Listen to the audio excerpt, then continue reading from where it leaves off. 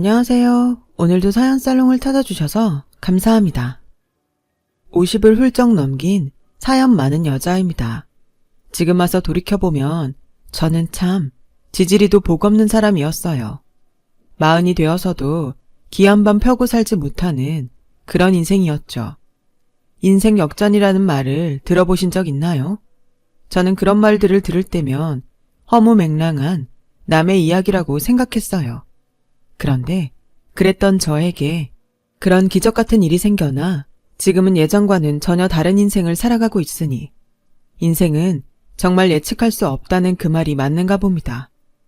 저는 평범하지만 엄청 보수적인 집안의 장녀로 태어났어요.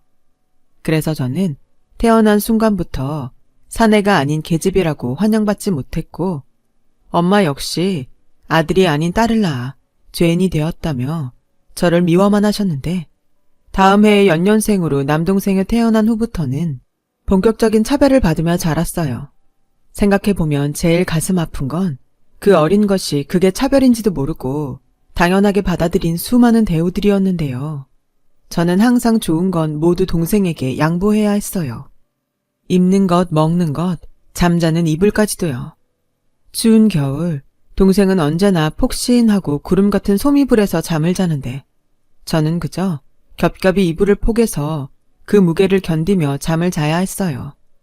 그리고 동생은 당연히 인문계 고등학교에 진학할 예정이었는데 저는 실업계 고등학교 진학도 언감생심 꿈도 꾸지 못했으니 저도 서운하다 못해 집을 싫어하게 되었죠. 그래도 학교는 정말 가고 싶었어요. 그래서 끈질기게 아버지한테 학교에 보내달라고 태어나 처음으로 고집을 부려봤는데요. 뭐? 기집애가 고등학교까지 가겠다고? 집에 돈이 넘쳐나냐? 뭐하러 너까지 공부를 한다고 설쳐? 옛날 같으면 중학교 보내준 것도 감지덕지야? 부모한테 평생 감사해야 될 일이라고. 그런데 기집애가 어디 주제도 모르고? 넌 그냥 조용히 돈이나 벌어서 그동안 네가 입고 먹은 거나 갚고 시집이나 가. 알겠어? 어떻게 자식에게 부모가 그런 소리를 할 수 있는지. 막말로 제가 태어나고 싶어서 태어난 것도 아닌데 뭘 그리 잘 먹고 잘 입었다고 그걸 갚으라고 하는 건지. 저는 억울했지만 달리 뾰족한 수가 없어 결국 고등학교 진학을 포기해야 했어요. 그리고 아버지의 등살에 17 나이로 방직 공장에 취직을 했고 낮에는 공장에서 일을, 밤에는 가족들 몰래 공부를 했죠. 검정고시를 치고 싶었거든요. 공부를 하는 것이 무슨 범죄라도 된다고 그렇게 몰래 숨어서 했는지 저는 지금도 그때를 떠올리면 가슴이 저릿해 오곤 합니다. 그렇게 3년, 저는 20살이 되었고 동시에 검정고시에 합격했어요. 공부를 시작할 때만 해도 금방 합격할 수 있을 줄 알았는데 누구의 도움도 없이 그것도 퇴근 후에나 할 수 있는 공부였기에 그것도 저에겐 꽤 만만치 않았어요. 하지만 그때 처음으로 느꼈던 것 같아요.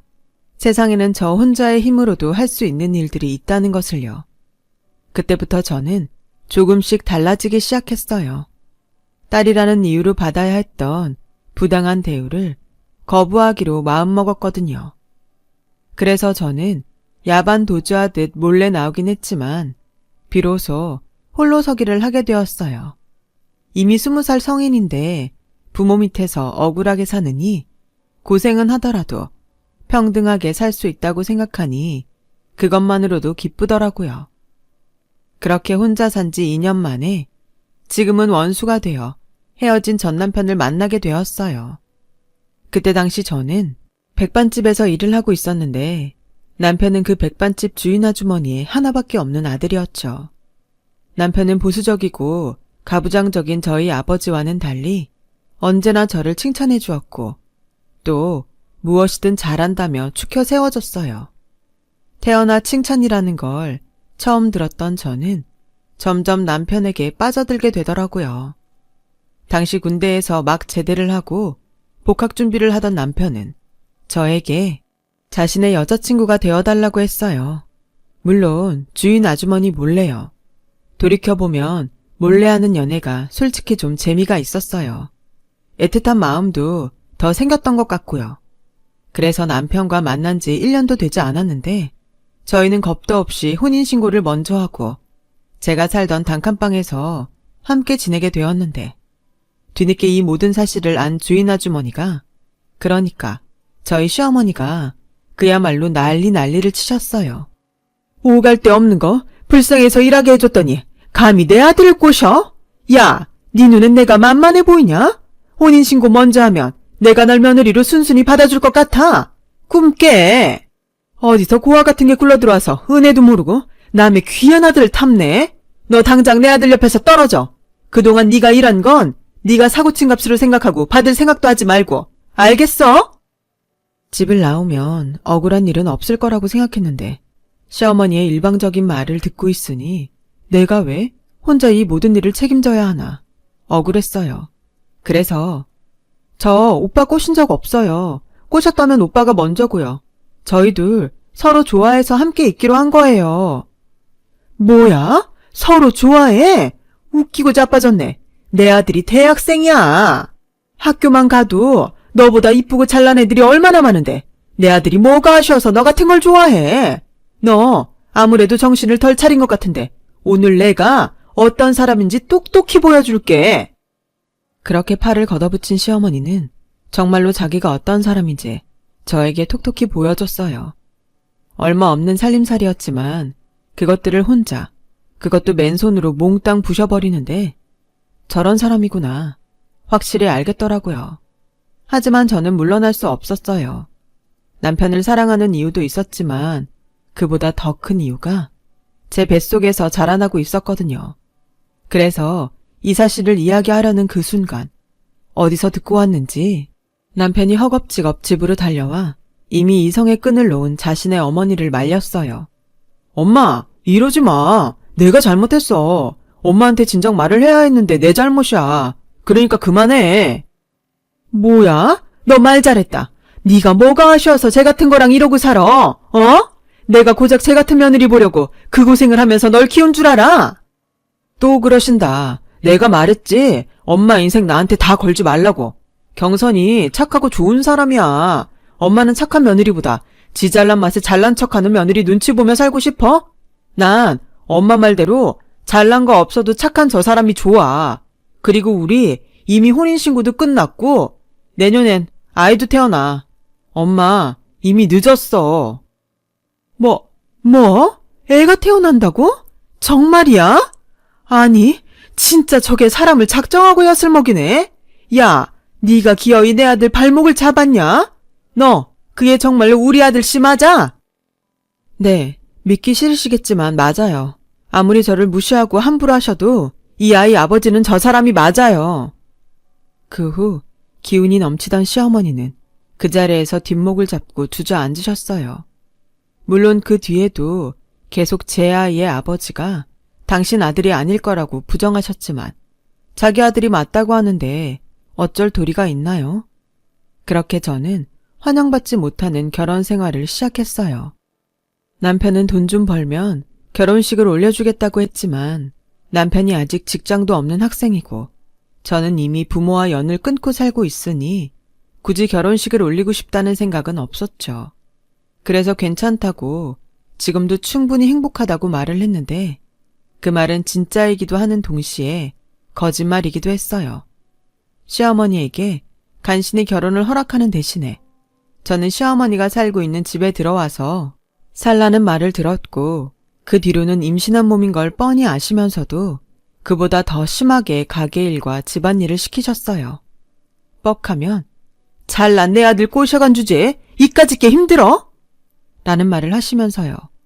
그렇다 보니 저는 몸도 마음도 힘든 시간을 보내야 했고 왜 나는 뭐 하나 쉬운 게 없을까? 혼자 몰래 눈물을 흘린 적도 많았지만 언제나 제 손을 잡아주는 남편이 있기에 참을 수 있었어요. 그렇게 5년 넘게 살았어요. 아이 키우랴 집과 가게에서 시어머니 눈치 보랴 제 꽃다운 시절을 다 흘려보내고 있었는데 시어머니가 사기를 당하는 통에 집이랑 가게를 모두 날리는 일이 벌어졌어요.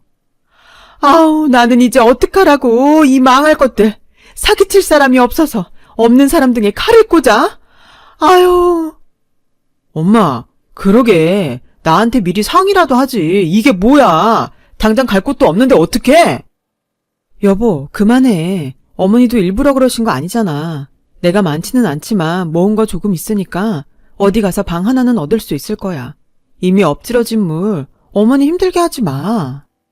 생 쇼를 하고 자빠졌네. 네가 그럼 내가 고마워할 줄 아냐? 어디서 내 아들한테 뭐라고 해? 이게 다 너 때문이야. 집안에 사람이 잘 들어와야 하는데 너 같은 게 들어와선 생전 안 당하던 사기를 당한 거라고. 알아? 그러니까 네가 책임져. 그 순간 화를 내야 하는데 한숨이 나왔어요. 저렇게 나올 줄 알았다면 가만히 있을걸.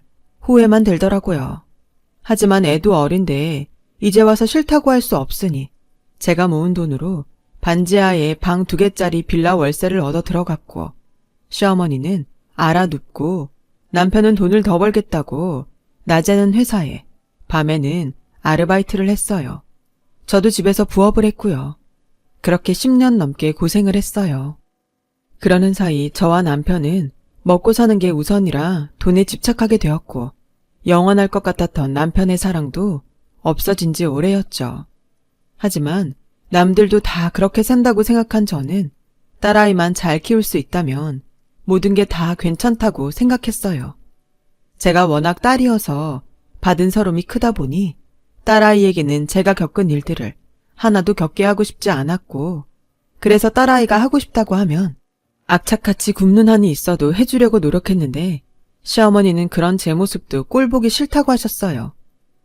뭔 돈이 남아둔다고? 쓸데없이 기집애한테 공을 들여. 그럴 돈 있으면 애비 보약이라도 한 대 지어 먹여. 밖에서 돈 버느라 가진 고생을 하는데 네 눈에 네 새끼만 보이냐? 이럴 때 빵빵한 처가라도 있어봐. 내 아들이 저런 고생을 하겠어? 어머니 아들, 어머니가 사기당하는 바람에 고생하는 거잖아요. 벌써 잊으셨어요? 그리고 유정이가 남도 아니고 어머니 손녀인데 너무 그러지 마세요. 뭐야? 너 지금 나 때문에 내 아들이 고생한다고 했냐? 이게 아주 요즘 시엠이 무서운 줄 모르고? 오냐? 오늘 한번 날 잡자. 시어머니는 그렇게 말하고 용케 감나가는 것만 빼고 또 세간 살림을 부수기 시작하셨어요. 저는 딸아이와 밖으로 나갔고 집안에서 살림이 깨지고 부서지는 소리를 들으며 한숨을 쉬어야 했죠. 그렇게 한바탕 체력을 쓰신 시어머니는 이젠 온몸이 아프다고 자리에 알아 누우셨고, 언제나 제 편을 들어줬던 예전의 남편은 어른 비위 하나 맞추지 못하냐며 저를 못마땅하게 보는데, 제가 잘못한 것이 없는데 뭐라고 하니 그때부터는 부부 사이도 많이 멀어지기 시작했어요. 하지만 서로 잘 살겠다는 그 마음 하나는 있었으니 그 힘든 시간에도 억척을 떨며 살았더니 딸아이가 고등학교에 들어갈 즈음엔 10층에 있는 30평대 아파트를 하나 장만해 들어갈 수 있게 되었어요. 이삿날 유독 기분이 좋으셨던 시어머니는 이렇게 말을 하시더군요. 내 아들 덕에 오만 네가 호강한다. 안 그러니? 너 같은 게 어떻게 이런 아파트에 살아보니? 너 내 아들한테 고맙다고 절이라도 해라. 알겠어? 어머, 여기서 내려다보니 세상이 다 내 발밑에 있는 것 같구나.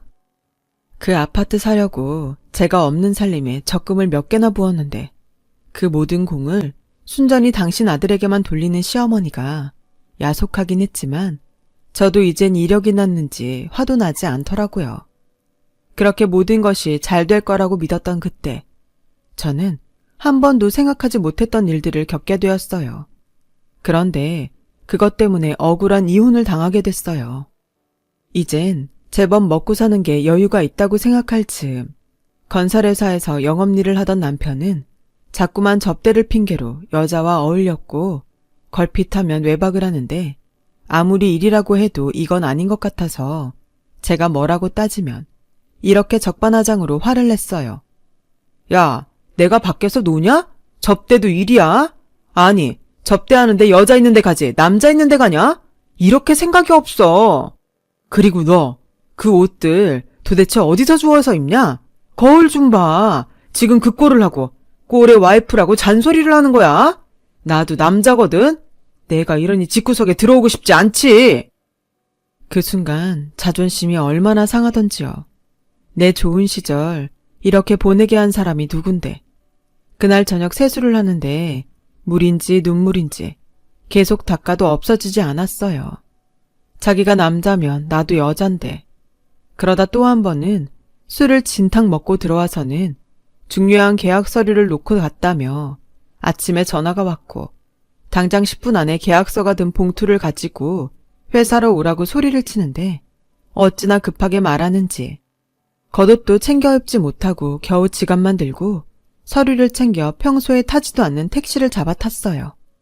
그렇게 남편 회사에 도착해 헐레벌떡 남편에게 연락을 했는데 제 꼴이 창피했는지 인상을 잔뜩 구기고 다가오는 남편에게 누군가 아는 체를 했어요.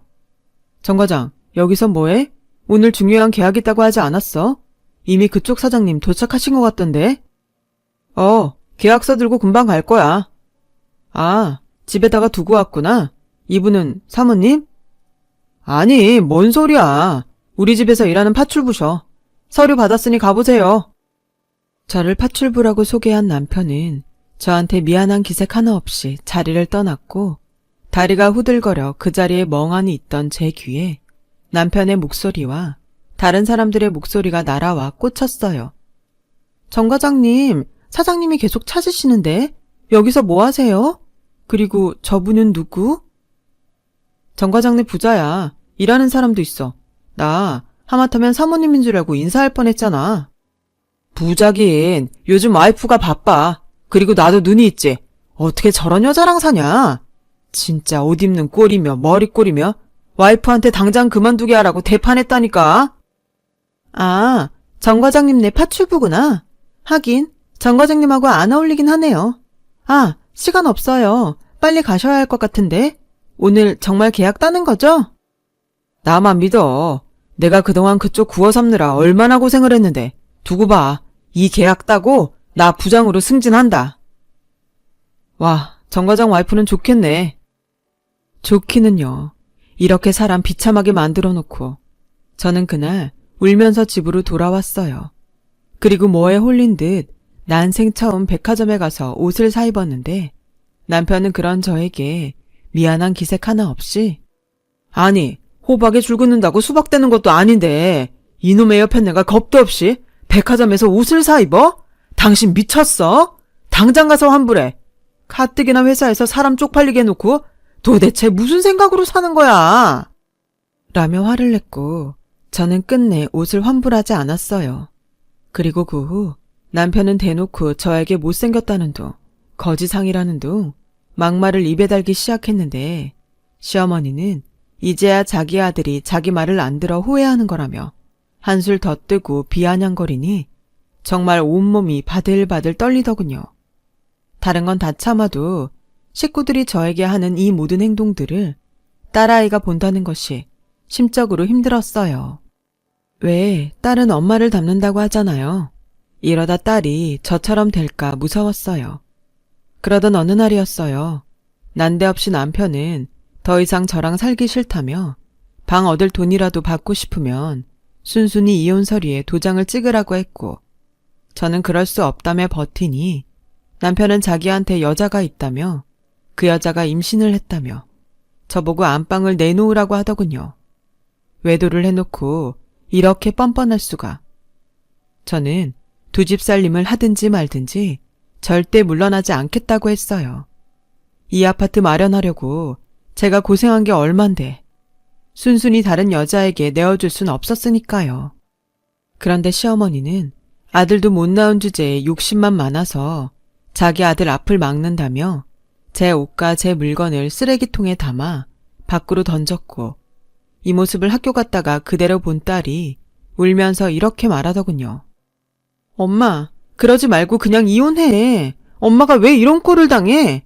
바람난 아빠나 몰상식한 할머니. 그냥 엄마가 버리면 되잖아. 참을 걸 참아야지. 난 정말 엄마가 이러는 거 싫어. 뭐? 몰상식한 할머니? 자식 교육 아주 잘 시킨다. 너 그 버르장머리 어디서 배웠어? 네 엄마가 나 없을 때 그렇게 말하던? 할머니는 할머니 자신을 몰라요? 지금도 그래. 바람난 아빠를 탓해야지. 그 여자가 임신했다고 하니까 엄마 보고 나가라고요? 왜? 아들일까봐? 그래 이년아. 우리 집태 네가 일 것도 아니잖아. 애당초 네 엄마 같은 사람이 네 아빠를 탐내서 일이 이 지경이 된 거야. 알겠어요. 그만해요. 저도 이제는 못 참겠네요. 이혼하면 되잖아요. 대신 당신들 원하는 대로 해줄 테니 내 요구사항도 들어줘요. 이 집 내가 어떻게 마련한지 어머니는 몰라도 당신은 알지? 다 달라고는 안 할 테니 이 집값의 절반, 그리고 매달 우리 딸 양육비는 내놔. 그럼 이혼해 줄게. 뭐라고? 참, 순진한 줄 알았더니 네가 욕심이 많구나. 그럼 법으로 하든가. 바람 펴놓고 이혼 도장 찍으라고 하는 당신이 맞나 내가 맞나. 어디 해봐. 그러는 사이에 그 여자 배는 점점 불러오겠네. 얘 겁먹을 거 없다. 그냥 내쫓아. 그리고 지 엄마 편만 듣는 저 딸년도 같이 내보내. 새 식구 맞는데 저런 것들 빨리 치워야지. 그러기만 해 아빠. 나도 절대 가만 안 있어. 아빠 회사 찾아가서 아빠가 어떤 사람인지 다 떠들 거야. 저 망할 것. 여태 누구 돈으로 먹고 공부했는데? 어머니, 유정이한테 막말하지 마세요. 어머니 돈으로 먹은 것도 공부한 것도 없으니까요. 당신이 선택해. 당신이 떳떳하면 어디 한번 해보자고. 나야 이혼 도장 안 찍어주면 그만이야. 참, 그때 또 한 번 배웠어요. 사람이 내지를 때는 내질러야 한다는 것을요. 남편은 무슨 자신감인지 제가 순순히 도장을 찍어줄 거라고 생각했는지 적지 않게 당황한 눈치였어요. 물론 아닌 척 연기를 했지만 같이 산 세월이 얼만가요. 그 정도는 저도 알 수 있었죠. 그리고 하루 만에 남편은 제가 원하는 대로 하겠다며 이혼을 하자고 했어요.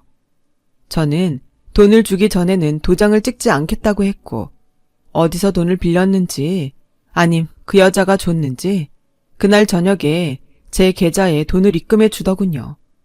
그렇게 저는 이혼을 했어요. 뭐 좋았던 부부라고 마음이 헛헛한지. 저는 한동안 이혼 후유증에 힘든 시간을 보냈고 그래도 입시를 앞둔 딸아이를 위해 일을 해야 했는데 경력이 단절된 저한테 허락된 일자리는 많지 않았어요. 그러다 눈에 띈 파출부 구합니다. 파출부라면 이가 갈리는데 저는 아이 학원비를 위해 눈을 딱 감고 인력 사무실 안으로 들어갔어요. 그래도 살림한 기간이 파출부에겐 경력이 되더군요. 그렇게 6개월 정도 1일 파출부부터 살림집 단기 파출부까지 하게 되었어요. 워낙 손이 빠르고 깨끗한 걸 좋아해서 다행히 인정을 받게 되었고 그러는 사이 사무실 사장님에게 특별한 제안을 받게 되었어요. 저기 원래 초짜한테는 이런 제안 안 하는데 워낙 여사님이 일을 똑부러지게 잘하셔서 말씀드려요. 저희 고객 중에 엄청 까다로우신 분이 계세요. 혼자 지내시는 분인데 일주일에 3번 청소랑 밑반찬 정도 해주시면 돼요. 지금까지 20명도 넘게 사람을 보냈는데 다 싫다고 하셔서 여사님에게 부탁드려요. 만약 고정으로 가시게 되면 지금 받는 일당에서 3배 드릴게요. 3배라니. 저는 귀가 팔랑거렸어요. 애들 아빠가 양육비를 보내고 있지만 솔직히 언제까지 받을 수 있는지 불안했고 또 곧 있으면 딸아이가 수능을 보는데 대학 등록금도 마련해야 했거든요. 그래서 무조건 알겠다고 최선을 다하겠다고 했어요. 하지만 막상 그 집에 도착하니 차라리 치울 것이 많으면 걱정을 하지 않을 텐데 무슨 호텔처럼 이미 완벽한 그 집에 저더러 어쩌라는 건지 난감하고 슬슬 걱정이 되기 시작했어요. 일당이 3배나 되는데 할 일이 없다니. 저는 그때부터는 없는 일을 일부러 만들어가며 청소를 했어요. 커튼도 떼다 빨고 침대 시트도 빨고 냉장고 청소도 하고요. 하지만 손이 빨라 일은 금방 끝났고 저는 시장에서 장을 봐서 음식을 만들기 시작했어요. 입맛이 어떤지도 모르는데 간을 어떻게 봐야 할지 처음부터 끝까지 쉬운 게 하나도 없더군요. 그래서 평소 엄마 음식이라면 뭐든 맛있다고 말해주는 딸을 생각하며 반찬도 만들고 국도 미리 끓여서 냉동실에 착착 넣어놨어요. 그리고 돌아가려는 그 찰나. 그래도 받은 돈에 비해 뭔가 한 것이 없다는 생각에 저는 편지 한 통을 썼고 내용은 드시고 싶은 음식이나 제가 처리했으면 좋겠는 일들을 적어서 냉장고에 붙여주시면 해드리겠다고 적었는데 냉장고에는 아무것도 붙어있지 않았어요. 걱정했던 거에 비해 다행히 클레임은 없었고 저는 그 뒤로 없는 일거리 일부러 만들며 돈값을 하겠다고 최선을 다했는데 혼자 산다는 그분의 달력에 작은 글씨로 기일이라고 적혀 있었어요. 날짜를 보니 그날은 제가 집에 오는 날이 아니었는데 기일이면 음식 준비를 해야 되지 않을까? 혼자 고민을 했고 고민 끝에 전날 음식장만을 해놓고 가자는 생각이 들었어요. 모처럼 할 일이 많으니 어찌나 바쁘고 즐겁던지 시간 가는 줄도 모르고 음식을 하고 있는데 남자 고객님이 들어오시더라고요. 아, 죄송합니다. 제가 음식하느라 시간 가는 줄을 몰랐어요. 얼른 마무리하고 가겠습니다. 아, 식사는 하셨나요? 제가 좀 차려드릴까요? 아니, 됐습니다. 그나저나 무슨 음식을 그렇게 많이 하세요? 아, 내일이 기일이라고 적혀 있어서. 그때 보였어요. 남자분이 기일 준비를 할 생각이었는지 장을 한가득 봐왔더라고요. 저는 순간 내가 실수했나? 하는 생각이 들었고 어째야 할지 머리를 마구 돌리고 있었는데 다행인지 불행인지 고객은 아무 말도 하지 않고 어서 정리하고 돌아가라며 방으로 들어갔어요. 저는 그 후 이대로 잘렸을 것 같다는 예감에 덜컥 돈 걱정부터 들었는데 아무 얘기가 없길래 출근을 해보니 냉장고에 떡하니 음식 고마웠습니다. 라는 메모가 붙어 있었어요. 그 메모를 보는 순간 어찌나 기분이 좋던지 그 후로 저는 신이 나서 청소와 음식을 했고 내가 원래 살림을 좋아했던 여자라는 걸 새삼 깨달았어요. 그러다 또 다른 날 출근을 했는데 음식 양이 너무 많습니다. 줄여주세요. 라고 적혀 있었고 그 후로 저와 고객은 냉장고를 매개로 짧게나마 이야기를 주고받게 되었어요. 오늘은 된장찌개가 아주 맛있게 됐어요. 데워서 따뜻하게 드세요. 감사합니다. 정말 맛있게 먹었어요. 오늘 밖에서 화분을 팔더라고요. 제 마음대로 화분을 들여놓았는데 싫으시면 치우겠습니다. 화분이 있으니 집 분위기가 밝아졌네요. 고맙습니다. 잘 키울 자신은 없어요. 화분도 잘 키워주실 거죠? 이런 식으로요. 그렇게 6개월 정도가 흘렀나 봐요. 저는 언제부터인가 일하러 가는 날이 기다려졌고 가서 뭘 만들지 뭘 할지 고민하며 혼자 웃는 날이 많아졌는데 그런 제 모습을 본 딸이 엄마 혹시 연애해? 얼굴이 활짝 폈네? 라고 하는 거 있죠. 어찌나 황당한지 저는 손살에치며 아니라고 말은 했지만 이런 마음이 당최 뭔지 모르긴 했어요. 그리고 어느 날 출근을 했는데 감기에 걸리셨는지 그날은 고객께서 집에 계셨고 저에겐 오늘은 그냥 돌아가도 된다고 하시는데 아픈 사람을 그냥 두고 가기가 영 마음에 쓰이더라고요. 그래서 근처 약국에 가서 약을 사오고 전복죽도 한 냄비 가득 끓여놓고 냉장고에 죽이랑 약 꼭 드시라고 메모를 붙여놨는데 그 다음날 저에게 고맙다며 화장품 세트가 담긴 쇼핑백이 냉장고 앞에 있었어요.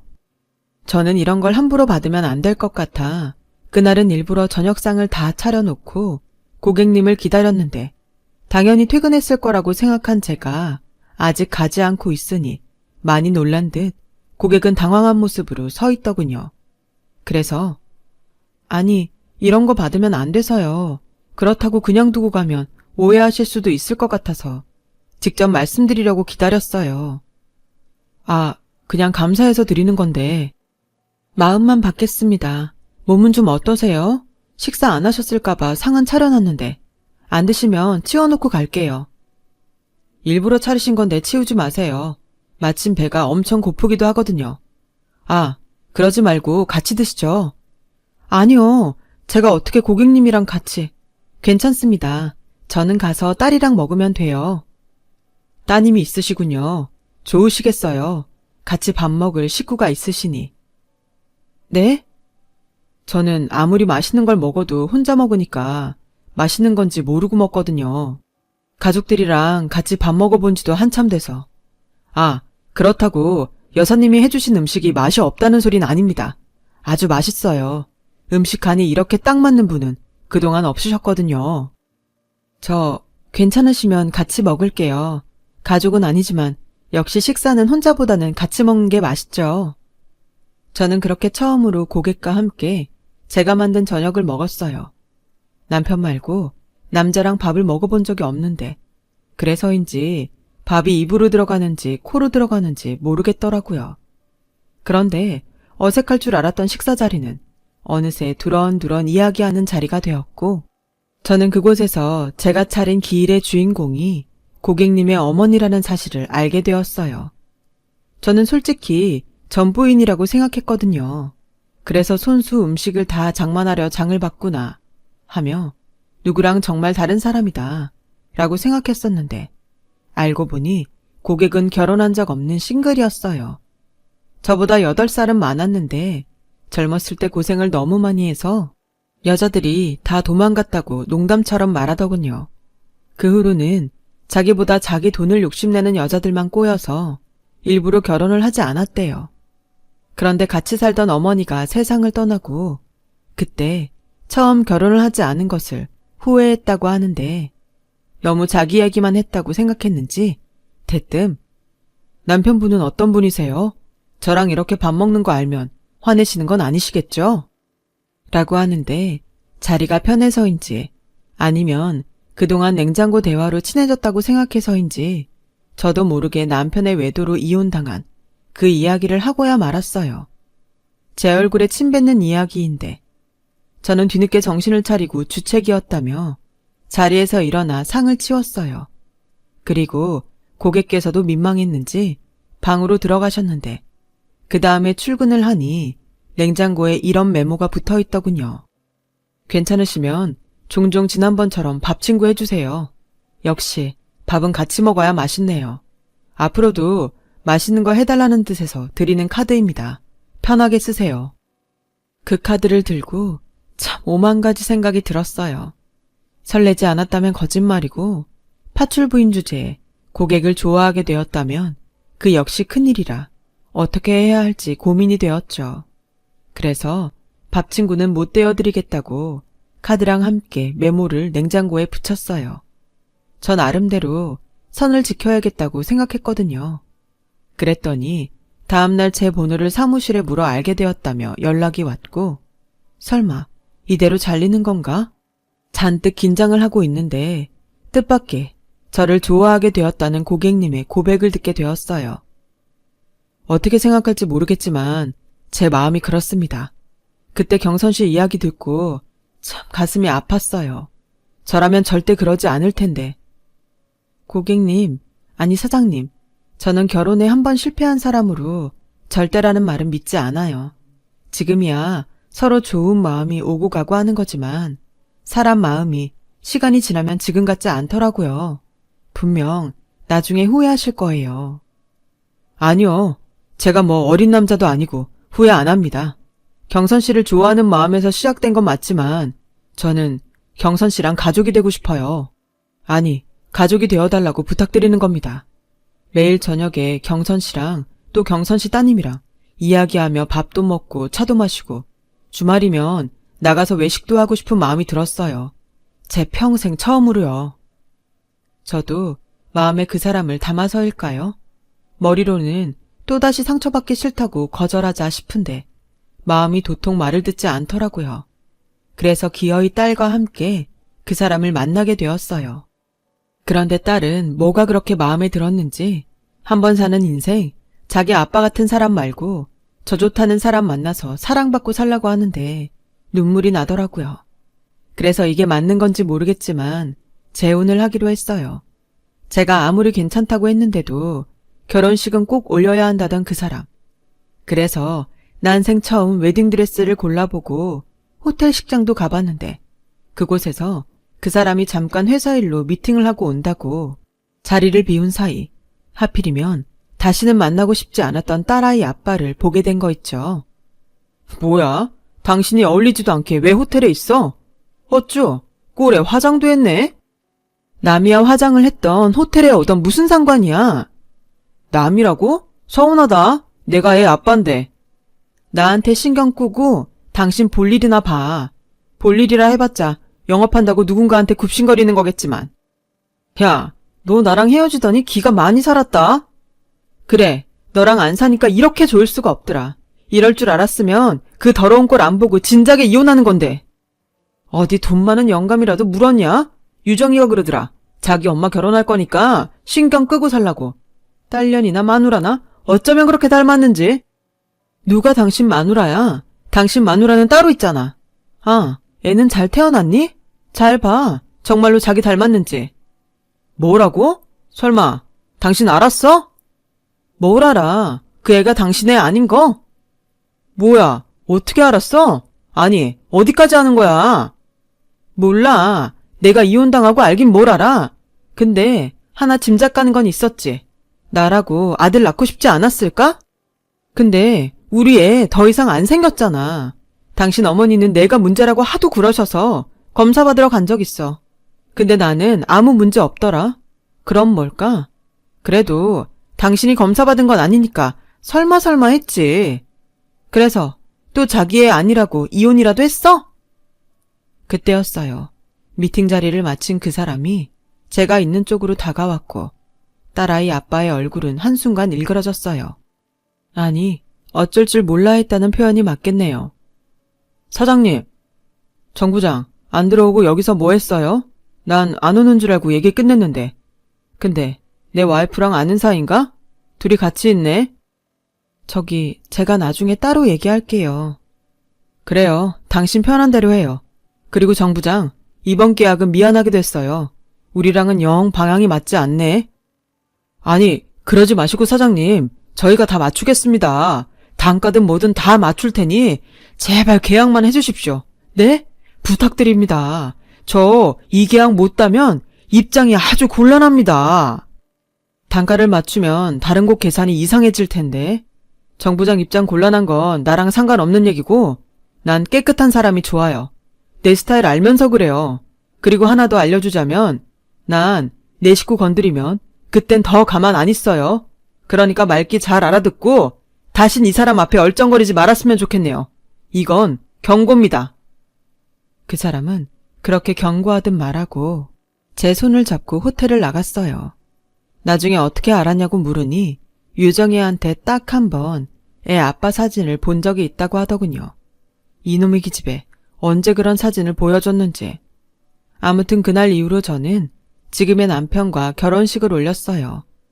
그리고 딸아이와 함께 남편의 집으로 들어와 살게 되었고 전 남편은 남의 손에 딸을 맡길 수 없다며 딸아이를 자기한테 보내라고 했지만 이제 막 성인이 된 딸이기에 딸 스스로 자기한테 아빠는 지금의 아빠뿐이라며 선을 그었다고 하더군요.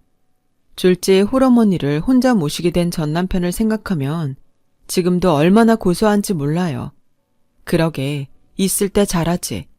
이제 와서 후회한들 무슨 소용이 있겠어요. 그러거나 말거나 저는 현재의 남편의 사랑을 듬뿍 받으며 아주 행복하게 살고 있답니다. 딸아이도 하고 싶은 공부 계속하고 싶다고 유학을 갔는데 남편이 딸에게 하고 싶은 거 아빠 믿고 다 하라며 등을 밀어줬어요. 어찌나 고맙고 미안한지 그런 마음에 매일매일 남편에게 정성을 다하고 있습니다. 제가 남편에게 잘하니 남편도 저한테 언제나 잘해줘요. 여태 스스로 박복하다고 생각하며 살았는데 뒤늦게 복이 터지려고 그동안 그랬나 싶을 정도로 지금은 너무나도 행복합니다. 그래서 지금 감히 말할 수 있어요. 저는 뒤늦게 복이 터지려고 그동안 그랬나 싶을 정도로 지금은 너무나도 행복합니다. 그래서 지금은 감히 말할 수 있어요. 저는 복이 아주 많은 사람이라고요. 그리고 제 마지막 바람이 있다면 뒤늦게 만난 이 사람과 변하지 않고 지금처럼 건강하게 할머니, 할아버지가 되는 것입니다. 부디 저희 이 바람이 이루어지길 간절히 소망하며 기구했지만 지금은 너무 행복한 제 이야기를 마칠게요. 지금까지 제 사연을 읽어주시고 들어주셔서 감사합니다. 항상 건강하시고 바라는 일 모두 이루시길 진심으로 바라겠습니다. 여러분, 사연 댓글에 응원과 현명한 조언 부탁드려요. 좋아요와 구독은 저에게 큰 힘이 됩니다. 오늘도 좋은 일 가득하세요.